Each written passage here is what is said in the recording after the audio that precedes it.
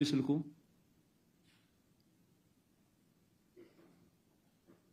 నా లెవెల్లో మొదలు పెడుతున్నాము. మేము హత్యలు చేస్తాము, అత్యాచారాలు చేస్తాము, ఆస్తులు ధ్వంసం చేస్తాము, గొడవలు చేస్తాము, పోలీసులు ప్రేక్షక పాత్ర వహించాల్సిందే అని చెప్పినట్టు కాదా? ఎవరైనా కంప్లైంట్ చేస్తే కేసులు పెడితే మీ తోలు తీస్తా అని చెప్పి పోలీసులు చెప్పినట్టు కదా?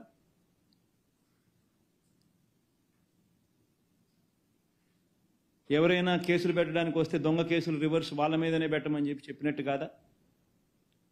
ఈ రకంగా ఒక ముఖ్యమంత్రి కొడుకు రెడ్ బుక్ అనేదాన్ని హోర్డింగులు పెట్టించి ఏకంగా రాష్ట్ర వ్యాప్తంగా ఈ మాదిరిగా హోర్డింగులు పెడితే గ్రామాలలో న్యాచురల్లీ ప్రతి ఒక్కడు కూడా వాళ్ళ కక్షలు వాళ్ళ దానికి తీర్చుకునేదానికి ఏదో ఒక అవకాశం కింద తీసుకొని ప్రతి ఒక్కడు వాళ్ళ గ్రామంలో రెడ్ బుక్ వాళ్ళు తీస్తున్నారు, బయటికి తీసి వాళ్ళ పర్సనల్ స్కోర్స్ సెటిల్ చేసుకునే కార్యక్రమం చేస్తూ ఉన్నారు. సో రాష్ట్రంలో లానెస్నెస్ అనేది ఆటోమేటిక్లీ దిగజారిపోయేదానికి ఇది కారణం కాదా? ఆలోచన చేయమని చెప్పి అడుగుతాను. ప్రతి ఒక్కరూ కూడా అసలు ఎంత దారుణంగా ఉందనంటే నిజంగా ఇలా పరిస్థితి. ఒకవైపు నేను ఢిల్లీకి వీళ్ళ అగత్యాల మీద ఢిల్లీలో ప్రొటెస్ట్ చేయడం కోసం నేషనల్ మీడియాని పిలిచి పార్లమెంట్లోని అన్ని ఇంపార్టెంట్ పార్టీస్కి సంబంధించిన నాయకులందరినీ కూడా పిలిచి వాళ్ళందరికీ రాష్ట్రంలో జరుగుతూ ఉన్న పరిస్థితులను ఎక్స్ప్లెయిన్ చేయడం కోసం నేను ఢిల్లీకి వెళ్తే, ఢిల్లీలో నేను ఉండగా ఇక్కడ పెదకూరుపాడులో area market committee chairman, ex area committee మా హయాంలో మార్కెట్ కమిటీ చైర్మన్ సామిరెడ్డిని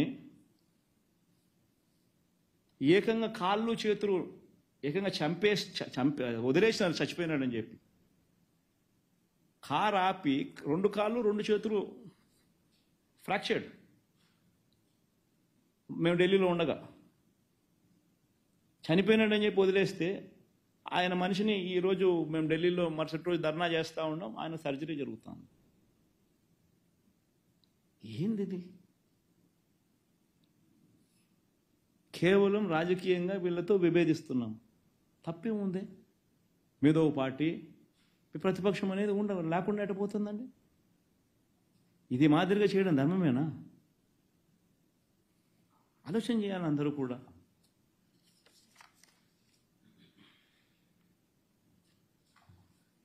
ఈరోజు నిజంగా ఆంధ్రప్రదేశ్ అంటే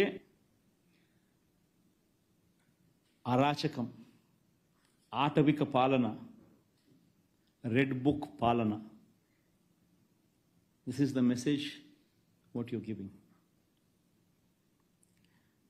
నిజంగా ఈరోజు రాష్ట్రంలో ఏ ఒక్కరూ కూడా రోడ్డు మీదకి రాకూడదు. రాష్ట్రంలో చంద్రబాబు నాయుడు ఇస్తానన్న మాటలు, చేస్తానన్న ప్రామిసెస్, చేస్తానన్న మేనిఫెస్టో హామీలను ఎవరు ప్రశ్నించకూడదు, రోడ్డు ఎక్కకూడదు, అడగకూడదు. ఒకవేళ రోడ్డు ఎక్కి అడిగితే వాళ్ళకి ఏం జరుగుతుంది అని చెప్పి వాళ్ళల్లో భయం కల్పించడం కోసం చేస్తూ ఉన్నారు. ఈరోజు వీళ్ళు అనుకుంటా ఉన్నారేమో, వీళ్ళు తాత్కాలికంగా మేమేదో గొప్ప కార్యక్రమాలు చేసుకుంటా ఉన్నాము, భయం కల్పించినాము, ఎవడు అడిగేవాడు ఉండడు అని చెప్పి అనుకుంటున్నారేమో. కానీ నేను చెప్తా ఉన్నా, ఇప్పటికే చర్చ మొదలైంది. ఇదే చంద్రబాబు నాయుడు గారికి చెప్తా ఉన్నా ఇదే సందర్భంగా, ఇప్పటికే చర్చ మొదలైంది.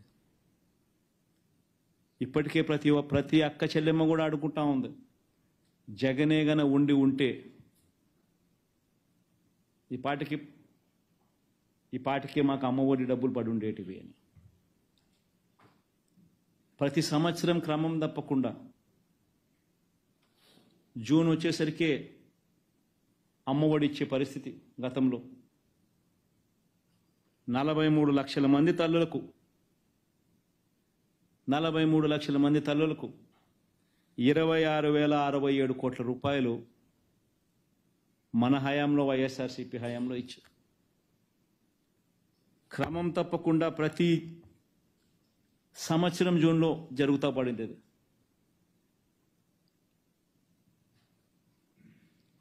ప్రతి తల్లి అనుకుంటా ఉంది. ఈరోజు చంద్రబాబు నాయుడు ఏమన్నాడు? జగన్ అయితే ఒకే 15,000 ఇస్తాడు, ఆ 15,000లో కూడా తాను STF school maintenance school maintenance school